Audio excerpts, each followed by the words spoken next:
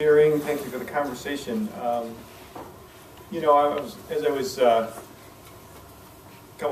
Many things come to mind as I listen. One of the things that came to mind, and this might be just just an interesting exercise, is simply to write your own definition of prayer, and I bet they would be very different. Prayer is blank.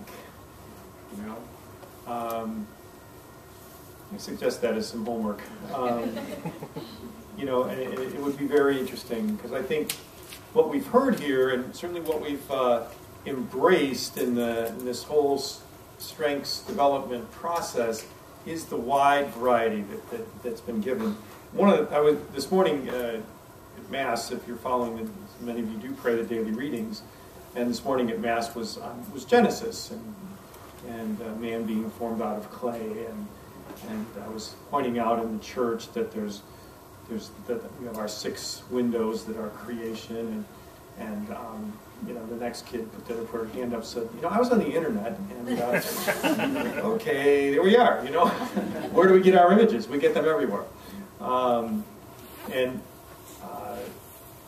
that there's just such a wide variety and such a wide variety of resources that we have. There truly is an app for everything. My phone is organized in the old style, the 10 o'clock news.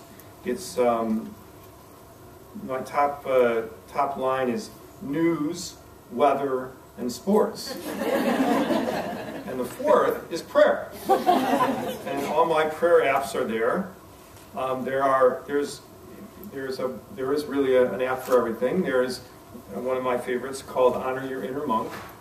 And I really recommend it.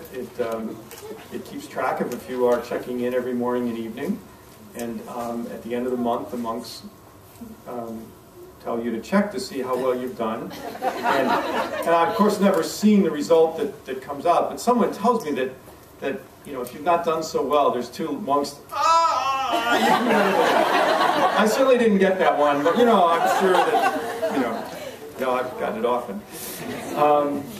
Divine Office, the breviary, is very complicated. If you've got the 4 books, you need a degree in how to move the ribbons. But there's an app for that. It's called iBreviary, and it lays it all out for you, and you don't have to move any ribbons at all. And there's another one called Divine Office, which actually prays it for you. It just reads it to you. So you can, pray along with it or just listen to it. There's one called Compline, which is the night prayer one. There's the 3-minute retreat from Loyola Press. There is the Examine is done in many forms. There is one from Loyola Academy called Pray LA. There's an app for centering prayer, which has a little bell that begins and a little bell that ends, silence in between, so you don't have to worry about any of that. You can really center. So the resources are many. I used to tell the story when the Golf Channel first came on. I was fascinated by the Golf Channel. Like, you can watch these people do a very hard, technical thing, and there's instruction about it. And these are just people that are really great at it. And you can watch it all day and never pick up a club. And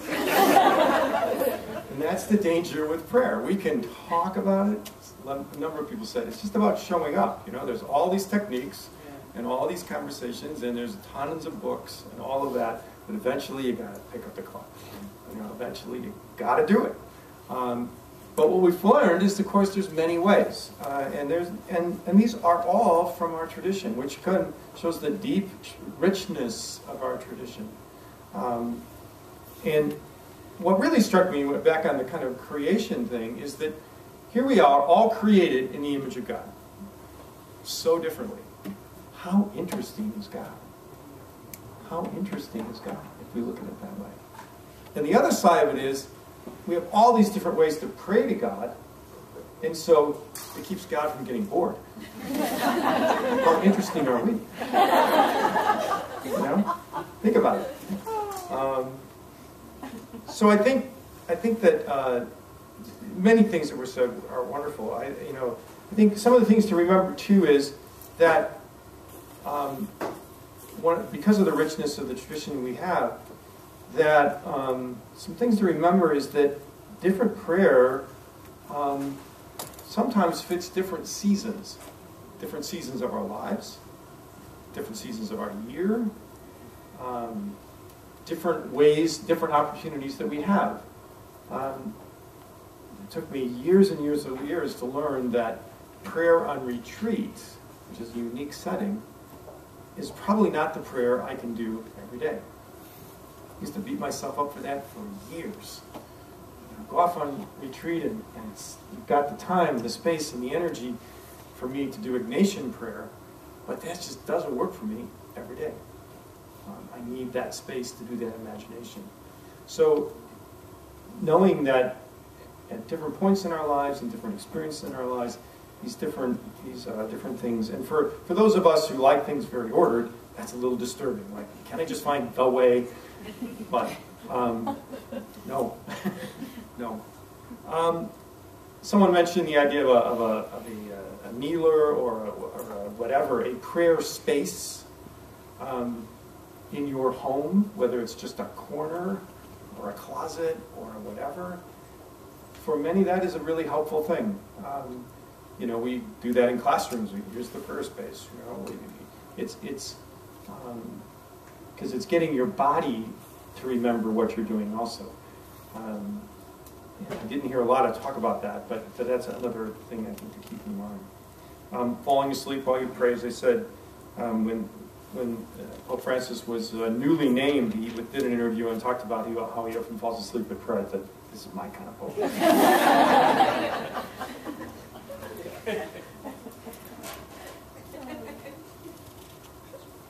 And speaking of our Pope, I think there was a conversation they were talking about in the Examen and Ignatian prayer, the prayer for freedom to respond to God's call. And if you want to see that in action, just watch the Pope. Here's a man who is interiorly free. Interiorly free. Great that as I went around, listened to all kinds of people reflecting on, wow, I think about, a particular theme of strength in my life, and I really see that, context. After being to the Holy Land, I've got that historical sense of it, and context, that's what context is about.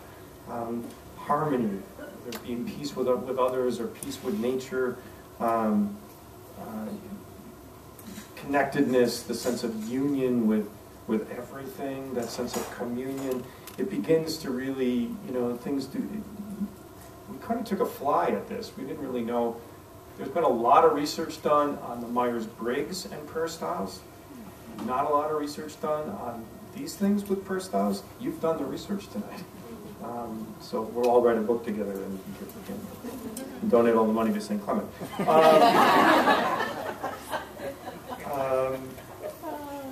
Maybe just just quickly as I was thinking about it too, just a little bit of some theological themes or theological reflection in line of this. One of the definitions of prayer, one of the things that goes on, one of the reasons that we submit ourselves to StrengthsFinder or to prayer is the idea of growth and change. We are made in the image of likeness of God. We are children of God, and we are all not quite there yet. That's just the way it is. We wouldn't need all of this. We wouldn't be in the religion business if there wasn't a need for redemption. But that's not something as a heavy thing. It's that is the process we're in. We're constantly becoming aware, and it strikes me that that this that we are in the process of trying to come to know ourselves as God knows us. God knows us as we are. God loves us as we are, despite everything. And in getting to know ourselves, this is a Merton thing, the deeper we get to know ourselves, the deeper then we are going to get to know God. At the very depth, that's where we'll meet. But there's a lot that gets in the way. We get mostly ourselves get in the way. Our egos, our busyness, all those things get in the way. And so when we can come to a deeper appreciation of who we truly are, not who we think we should be, not who others think we should be, not the image that we want to maintain, any of that, but simply being who we are with God, that is really the ultimate kind of growth, the ultimate depth that we're trying to come to. And that is, all of it is a gift. We're a gift. All of that process is a gift. And so there's all this about showing up and working and getting the right backswing, but it's all a gift. It's all a gift. And so it's a great honor to sit with people and listen to the gifts that are there, and the simplicity.